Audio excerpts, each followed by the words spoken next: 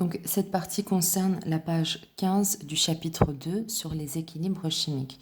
Mais avant de vous expliquer l'exercice 5, 6 et 7, j'aimerais revenir à l'exercice 4 dans lequel j'ai fait une toute petite erreur. Ici, pour la concentration ici de O2, j'ai mis 0,5 au lieu de 2.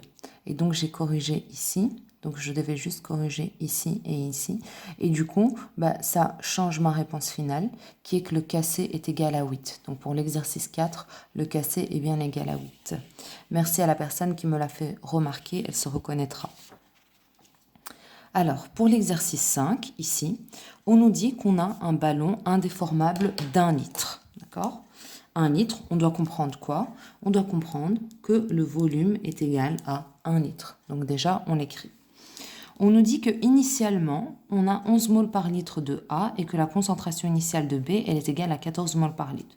On nous dit qu'à l'équilibre, la concentration de C, elle est de 4 moles par litre. Moi, ce que je fais, c'est que je fluote dans une couleur les éléments de la situation initiale et je fluote dans une autre couleur les éléments de la situation à l'équilibre. Comme ça, ça m'aide à m'orienter. Donc, je sais que la concentration de A et de B initiale, c'est ça, et puis ça concerne l'équilibre. D'accord? On nous demande quoi? On nous demande de calculer la constante d'équilibre de cassé de la réaction ici. D'accord? Donc, on va calculer le cassé. Pour calculer le cassé, vous êtes d'accord avec moi, on a besoin des concentrations à l'équilibre de tout le monde, de A, de B, de C et de D. Or, nous, on n'a que celle de C. Donc, quand on nous donne la quantité d'un élément et qu'on nous demande de trouver la quantité d'autres éléments, on est obligé de faire un tableau d'avancement. Donc, c'est ce qu'on va faire. Moi, ici, j'ai déjà fait la base. Comme ça nous fait un peu gagner du temps. Donc, ici, A, B, C et D, c'est simplement des composés chimiques. Et puis ici, à leur coefficient stoichiométrique, d'accord? C'est au lieu de mettre ça.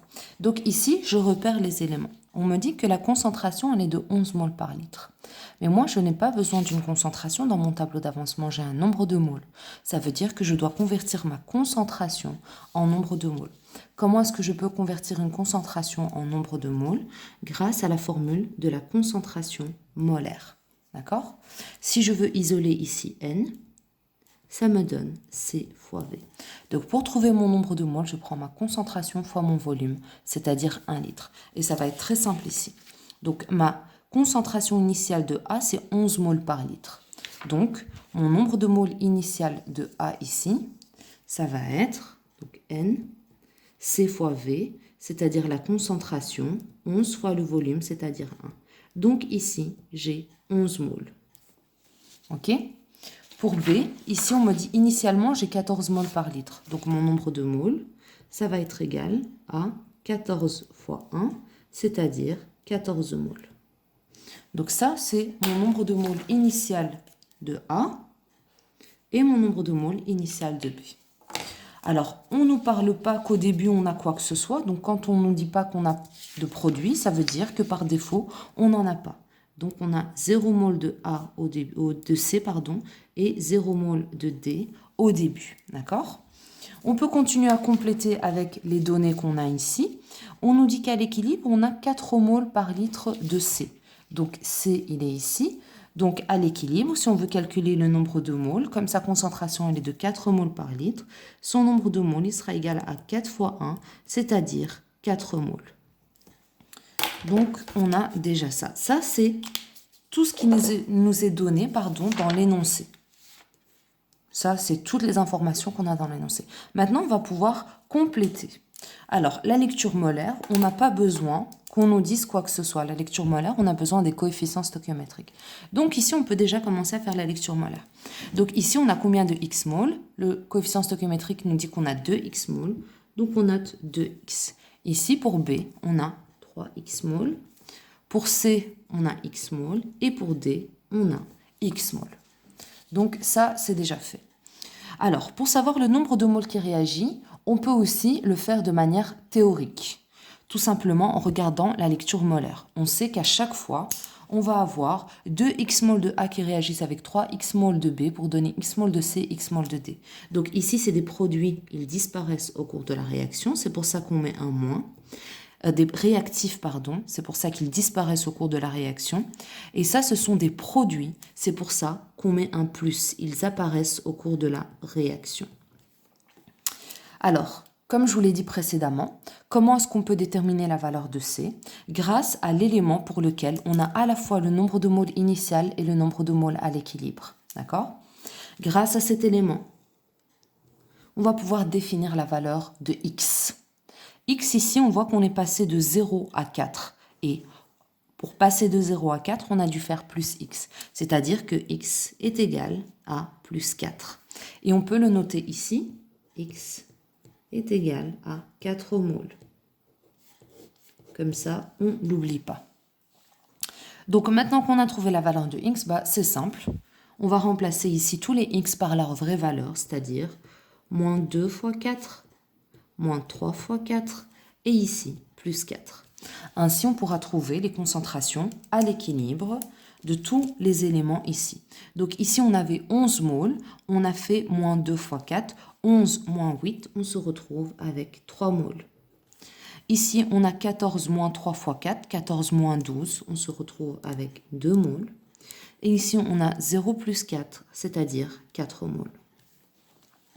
Donc ici, pour calculer la concentration à l'équilibre, c'est le nombre de moles à l'équilibre divisé par le volume. Vous vous rappelez ici, le volume est égal à 1. Donc, pour trouver ici, on fait 3 divisé par 1, c'est-à-dire 3 moles par litre. Ici, je ne vais pas le faire parce que c'est bête de faire diviser par 1. Ici, ça sera 2 moles par litre, 4 moles par litre et 4 moles par litre. Comme d'habitude, pour calculer le Kc, parce que c'est ce qu'on nous demande de calculer la constante d'équilibre, on écrit d'abord l'expression de Kc. Moi, je vous invite vraiment à le faire. Comme ça, c'est plus simple. On écrit d'abord l'expression de Kc et puis on remplace tous les termes ici par les vraies concentrations à l'équilibre. Donc, on regarde l'équation pour écrire l'expression de Kc. Donc, c'est la concentration de D à l'équilibre fois la concentration de C à l'équilibre, divisé par la concentration de A exposant son coefficient stoichiométrique 2, fois la concentration de B exposant son coefficient stoichiométrique, c'est-à-dire 3. Maintenant qu'on a écrit l'expression de Kc, on peut remplacer par les concentrations à l'équilibre de tout le monde.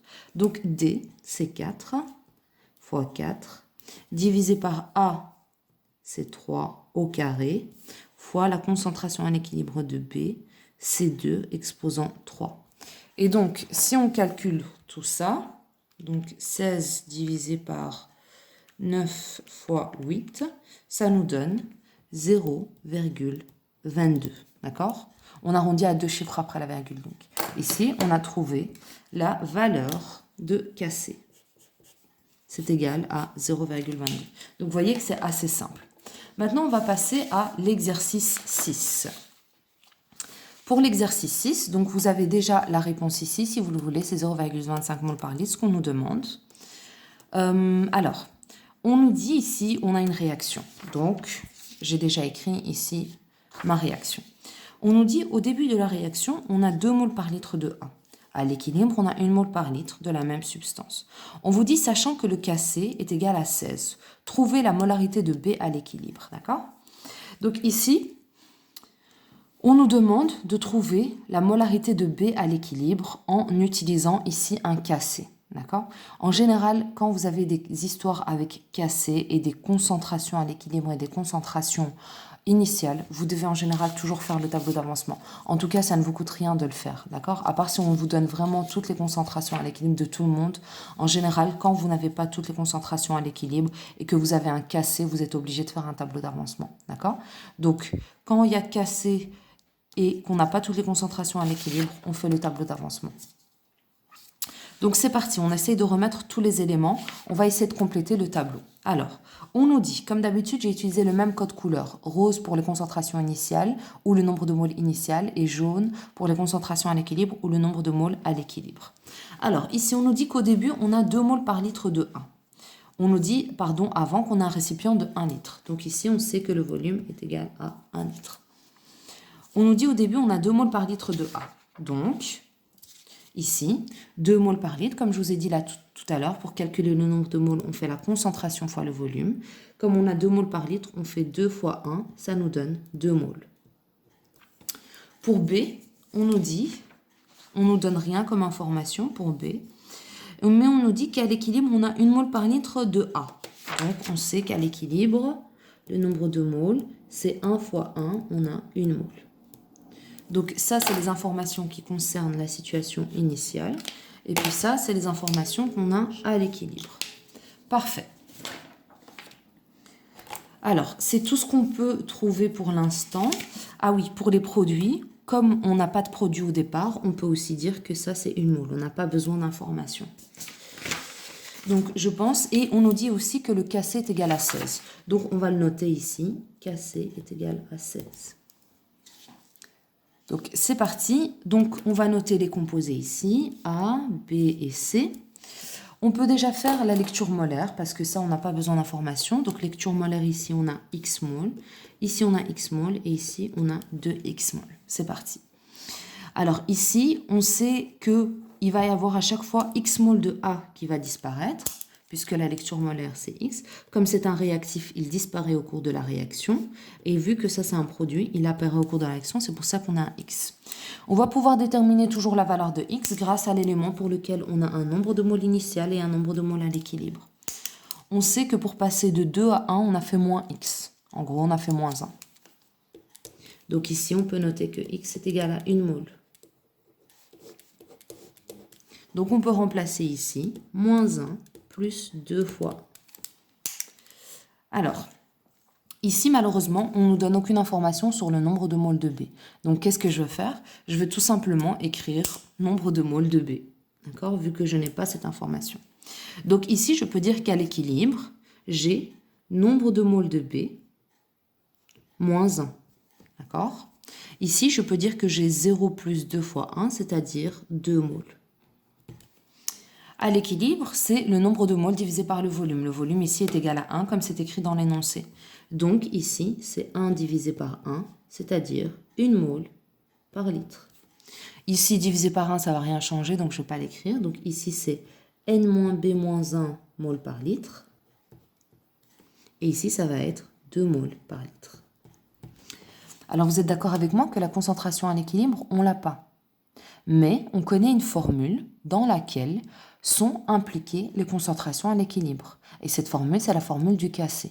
D'accord? Donc, on va écrire l'expression du Kc et on va voir si on peut trouver cet inconnu-là qui correspond à la concentration à l'équilibre de B. D'accord? Donc, quand vous devez trouver une concentration à l'équilibre, vous devez toujours écrire l'expression de Kc. D'accord? Donc ici, on va écrire l'expression de Kc, puisque c'est la seule formule dans laquelle sont impliquées les concentrations à l'équilibre. Comme d'habitude, je commence par écrire l'expression de Kc. Ici, c'est la concentration à l'équilibre de C au carré, divisé par la concentration à l'équilibre de A, fois la concentration à l'équilibre de B. Donc ici, c'est parti. Je remplace ici par les valeurs, c'est-à-dire toujours... donc 16, c'est égal à C au carré, c'est-à-dire 2 exposant 2, divisé par A, c'est-à-dire 1, fois B, c'est-à-dire NB moins 1. OK? Donc, moi, je dois trouver la concentration à l'équilibre de B, c'est-à-dire NB moins 1, d'accord? C'est ce que je dois trouver. Donc, c'est parti. Je vais devoir isoler ça, tout simplement. Donc, ici, je sais que 16 est égal à 4 divisé par NB-1. Ok, donc je vais mettre ça ici et ça ici. Donc je vais mettre NB-1 est égal à 4 divisé par 16. Donc je peux trouver ici que NB est égal à 0,25 mol par litre. NB-1, pardon. Ça, c'est la concentration à l'équilibre de B. C'est ce qu'on nous demande. Et donc, excusez-moi, j'ai oublié de vous dire dans l'énoncé, quand on vous parle de molarité, on vous parle tout simplement de la concentration molaire. D'accord? Donc ici, j'ai trouvé NB-1, c'est-à-dire la concentration à l'équilibre de B. C'est-à-dire, ici, je peux compléter 0,25 mol par litre. N'oubliez pas de toujours mettre en évidence votre réponse. Et donc ça, c'est la concentration à l'équilibre de B, tout simplement. D'accord? Donc, j'en ai terminé avec le 6e exercice. On va passer maintenant au 7e exercice.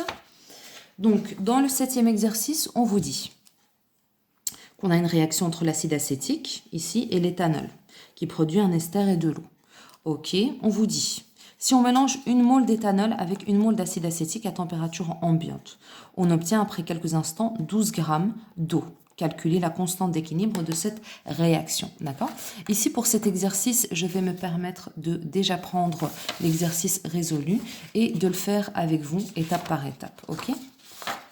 Donc ici, comme d'habitude, j'ai noté ma formule chimique, j'ai fait mon tableau d'avancement. Ici, on me demande de calculer le Kc si je ne me suis pas trompée. Calculer la constante d'équilibre. Donc, pour calculer la constante d'équilibre, j'ai besoin des concentrations à l'équilibre de tout le monde. Et moi, je n'ai pas ici les concentrations à l'équilibre de tout le monde. Vous êtes d'accord avec moi? Donc, je vais devoir faire un tableau d'avancement. Dans mon tableau d'avancement, je note les composés, je note ce qui m'est donné dans l'énoncé. J'ai une mole d'acide acétique et une mole d'éthanol. Donc ici, vous le voyez, une mole d'éthanol et une mole d'acide acétique. Ça, c'est ma concentration initiale. On me dit qu'à l'équilibre, j'ai 12 grammes d'eau. Mais vous êtes d'accord avec moi que dans mon tableau d'avancement, je ne peux pas mettre des masses. Je ne peux mettre qu'un nombre de moles. Pour calculer un nombre de moles, la formule, c'est la masse divisée par la masse molaire. Vous la connaissez très bien. C'est 12 divisé par 18, la masse molaire de l'eau. Ça me donne 0,67, 3 petits points. Ici, vous avez remarqué que j'ai mis 3 petits points parce qu'on n'arrondit pas les valeurs intermédiaires. On n'arrondit que les valeurs finales. Donc, je sais que c'est un peu embêtant, mais malheureusement, il va falloir toujours prendre les valeurs avec tous les chiffres après la virgule pour faire vos calculs. Donc ici, j'ai noté une mole, 0,67 mol d'eau. Donc ça, c'est les éléments que j'ai trouvés grâce à mon énoncé. Après avoir noté ces informations-là, je peux faire la lecture molaire. Ici, le coefficient stoichiométrique est toujours égal à 1, donc c'est x partout. Ok? Après avoir fait ça, je peux noter ici que le nombre de produits initial est égal à 0 mol, 0 mol. Donc j'ai déjà, voyez-vous, bien avancé dans mon tableau. Après ça, comme d'habitude, je fais le nombre de moles qui a réagi. Ici, j'ai moins x plus x, réactif produit. Grâce à l'élément pour lequel j'ai le nombre de moles initial et le nombre de moles à l'équilibre, je peux déterminer la valeur de x. Voyez-vous, ici, je suis passé de 0 à 67. Donc j'ai dû faire plus 0,67. Donc x ici est égal à 0,67 moles. Ok? Donc, je peux calculer maintenant, je peux remplacer la valeur de x par 0,67 partout. Et je trouve ici mon nombre de moles à l'équilibre. Ici, j'ai mis 3 petits points à chaque fois parce que je n'ai pas arrondi la valeur. D'accord? Parce que je vais en avoir besoin dans un autre calcul. Donc ici, on me dit, on ne me donne pas un volume. Donc ici, il n'y a pas de volume indiqué dans l'énoncé. Quand le volume n'est pas indiqué dans l'énoncé, le volume est par élimination est égal à 1. Donc c'est toujours égal à 1, d'accord? Par défaut, pardon. Donc ici, pour calculer mes concentrations à l'équilibre, c'est 0,33 divisé par 1, donc ça fait 0,33 mol par litre, et ainsi de suite, d'accord? Je pense que vous avez compris. On me demande de calculer le Kc, donc je calcule mon Kc. Première chose, comme d'habitude, j'écris l'expression de Kc. Donc c'est le produit des concentrations à l'équilibre des produits divisé par le produit des concentrations à l'équilibre des réactifs. Donc c'est produit sur réactif. D'accord? Je remplace mes valeurs. Ici, je sais que c'est un peu laborieux, les enfants, mais malheureusement, il va falloir enregistrer cette valeur dans votre calculatrice. C'est un peu embêtant, mais que voulez-vous? Donc, c'est 0,67 et plein de petits points fois 0,67 divisé par la concentration à l'équilibre des réactifs 0,33, 0,33. Et si normalement vous avez bien fait le calcul, vous devriez obtenir une valeur de 4 pile poil. D'accord? Excusez-moi, je pense vous avoir oublié de vous dire ça. Donc 1 moins x, ça nous donne 0,33 tout simplement ici. Donc ici, j'ai réalisé la première partie de mon exercice. Donc, j'ai calculé ma constante à l'équilibre. Ici, on me dit quelles seraient les quantités initiales d'acide acétique et d'éthanol à employer pour obtenir à l'équilibre 5 moles de chaque produit. Ici, la seule information qu'on me donne, c'est le nombre de moles à l'équilibre. D'accord? Donc ici, je vais faire un deuxième tableau d'avancement. Je vais renoter comme d'habitude mes composés. tous les éléments qui doivent se retrouver dans la colonne de gauche, ma lecture molaire, d'accord? La seule information que j'ai ici, c'est que je dois avoir 5 moles à la fin. Donc, ma lecture molaire, elle est faite. Le nombre de moles de A, je ne l'ai pas. Le nombre de moles de B, je ne l'ai pas. Donc, je laisse ça ici. Vous ne regardez pas pour l'instant ça. Hein. Vous ne devez pas regarder. Le nombre de moles de A, je ne l'ai pas. Le nombre de moles de B, je ne l'ai pas. Ici, comme on sait que la lecture molaire est la même, ça va être le même nombre, d'accord? Donc, j'ai pas de produit au départ, donc c'est 0 mol, 0 mol, ok?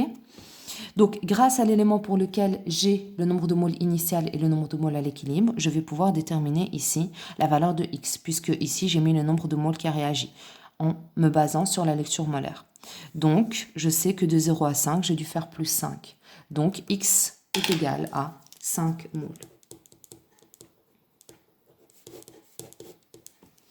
Donc ici, comme je n'ai toujours pas mon nombre de moles, donc vous ne regardez toujours pas ce qui est en vert ici, comme je n'ai pas mon nombre de moles de A, ben je vais mettre qu'à l'équilibre, j'aurai mon nombre de moles de A, moins 5, mon nombre de moles de B, moins 5, et ici, comme j'ai les valeurs, ici, je sais trouver mon nombre de moles à l'équilibre. Le volume étant égal à 1, ça n'a pas changé. Donc ici, c'est... Donc le nombre de moles moins 5 divisé par 1, le nombre de moles moins 5 divisé par 1, 5 divisé par 1 et 5 divisé par 1. Vous avez remarqué que là, j'ai bien distingué le nombre de moles de A et le nombre de moles de B. Et ici, j'ai tout simplement mis N. Pourquoi? Parce qu'en fait, le nombre de moles de A va être le même que le nombre de moles de B. Pourquoi? Parce que la lecture molaire est la même. D'accord? Je suis d'accord avec vous, on n'est pas obligé d'avoir la même quantité d'ingrédients au départ. Je suis OK. Mais en l'occurrence, ici, on ne nous a pas donné d'informations, donc on suppose que c'est le même nombre, d'accord? Donc le nombre de moles de A et le nombre de moles de B, ça va être le même. Donc ici, j'ai remplacé par N tout simplement. Donc j'écris mon expression, donc on ne regarde toujours pas les informations qui sont ici. J'écris ici, ça c'est les réponses finales en fait, d'accord? C'est pour ça que c'est en vert. J'écris mon expression de cassé. Alors, vous allez me dire, comment pouvez-vous avoir un cassé dans lequel vous allez avoir ici une inconnue, sachant que vous ne connaissez pas votre cassé? En fait, cassé est une constante, d'accord? Elle ne va dépendre que de la température. Donc, très important ici, ne change que quand température change. Très important. Donc, si la température ne change pas, pour une même réaction, même si la quantité de réactif au départ est différente, eh bien, c'est une des propriétés d'un système à l'équilibre dynamique. La constante d'équilibre va être la même. Donc, on va retrouver ici notre cassé, on va pouvoir le réutiliser. Donc, d'accord? Retenez bien que pour une réaction donnée, lorsque la température ne change pas, le cassé ne change pas. C'est pour ça que ça s'appelle une constante, hein, d'ailleurs. Donc ici, je réécris mon expression de cassé comme d'habitude et je vais remplacer par mes constantes, mes concentrations à l'équilibre. Donc ici, je remplace 5, 5, n-5, n-5. Donc ici, je vais prendre ici, donc ça c'est toujours mon expression du cassé, d'accord? Donc ça c'est cassé, toujours égal à 4. Donc ici, j'ai simplifié, j'avais 5 fois 5, ça me donne 25. Et ici, j'ai tout simplement distribué ici, d'accord? Je fais n fois n, ça me donne n carré. Je fais n fois moins 5, ça me donne moins 5n. Ensuite, j'ai fait moins 5 fois n, ça me donne moins 5n. Et ensuite, j'ai fait moins 5 fois moins 5, ça me donne plus 25, d'accord? Donc après, je continue tout simplement à simplifier. Donc ici, j'ai mis ces deux-là ensemble, ça me donne moins 10n. Ensuite, j'ai pris cet élément-là et je l'ai mis au numérateur de l'autre côté. Je me retrouve avec 4 fois tout ça est égal 25. Vous êtes d'accord avec moi? Donc ici, je distribue mon 4. C'est parti, je vais le distribuer, ça me donne ces valeurs-là. Je vais faire en sorte, ici, de mettre tout de l'autre côté pour avoir un 0 ici, d'accord? Pour avoir ici une expression du type ax carré plus bx plus c est égal 0, d'accord? Pourquoi est-ce que je veux cette expression d'équation? Tout simplement parce que cette expression d'équation est une équation du deuxième degré à une inconnue.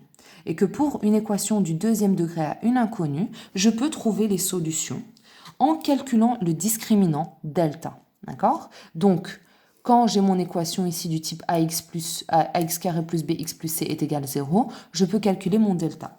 Alors, Donc ici, A, B et C, ça correspond tout simplement aux chiffres de l'équation. Et puis les x ici sont remplacés par des n. Mais on s'en fout honnêtement. J'ai pas mis x tout simplement pour ne pas confondre avec le x ici qui est le nombre de moles qui a réagi. D'accord? C'est tout simplement pour ça. Mais si ça vous fait plaisir d'utiliser des x, libre à vous. Moi ici, je préfère utiliser des n, nombre de moles. Ça me permet de moins me confondre. Pour calculer des discriminants, on fait b carré moins 4ac. D'accord? On a trois possibilités de résultats. Le discriminant est plus grand que 0, on a deux solutions. Le discriminant est égal à 0, on a une solution. Le discriminant est plus petit que 0, on n'a aucune solution. Donc ici, je calcule mon discriminant pour cette équation-là. Donc b carré, c'est-à-dire moins 40 au carré, moins 4ac, 4a c'est 4 et c c'est 75. Donc j'obtiens une valeur de delta qui est égale à 400. Donc delta est plus grand que 0, donc j'ai deux solutions possibles. Ok, j'ai deux solutions. Pour calculer ma première solution, N1, c'est moins B plus racine carrée de delta sur 2A. Donc la seule différence, si vous avez remarqué, entre les deux solutions, c'est que c'est plus et delta. Il y en a certains aussi qui généralisent, qui disent c'est moins B plus ou moins racine de delta sur 2A. Donc ici, je calcule ici. Donc moins B, c'est-à-dire B, je vous rappelle ici, que c'est égal à 40, donc moins b c'est 40, plus racine carrée de delta, racine carrée de 400 c'est 20, divisé par 2a, c'est-à-dire 2 fois 4, ça me donne 7,5. Et si je fais ici mon deuxième calcul, ça me donne 2,5. D'accord? Vous êtes d'accord avec moi? On ne peut pas avoir deux nombres de moles différents possibles. Ok?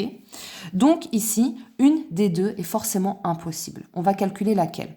Pour calculer laquelle, vous remplacez ici dans votre tableau, d'accord? Vous remplacez ici, donc je suis censé avoir à l'équilibre N-5 moles par litre. Donc je vais remplacer ici dans mon expression de la constante d'équilibre, je vais remplacer N par la valeur d'une des deux solutions. Donc ici c'est la première fois et ici c'est la deuxième solution. Ok? Donc pour les deux possibilités ici. Voyez, si N est égal à 2,5 et si N est égal à 7,5. Donc ici, je calcule 7,5 moins 5, ça me donne 2,5 moles par litre. Ma foi, pourquoi pas, 2,5 moles par litre, c'est possible. Par contre, si je fais ici 2,5 moins 5, j'obtiens moins 2,5 moles par litre. Une concentration négative, ça n'existe pas. D'accord? Ça, une concentration plus petite que 0, c'est impossible. D'accord? Donc, on sait forcément que la bonne réponse, ça va être celle-là. N est égal à 7,5. Et lorsque on a trouvé notre bonne réponse, on peut remplacer maintenant dans, donc ici, vous pouvez mettre ça. Donc, le nombre de moles initial, c'était 7,5, d'accord? 7,5. Et donc, à l'équilibre, on trouve 7,5 moins 5, c'est-à-dire 2,5 et 2,5. D'accord? Donc, j'espère que c'est clair. C'est un petit peu compliqué, les enfants, mais voilà. Il faut juste driller. Je compte sur vous pour faire ça et je vous enverrai bientôt un TA pour vous exercer.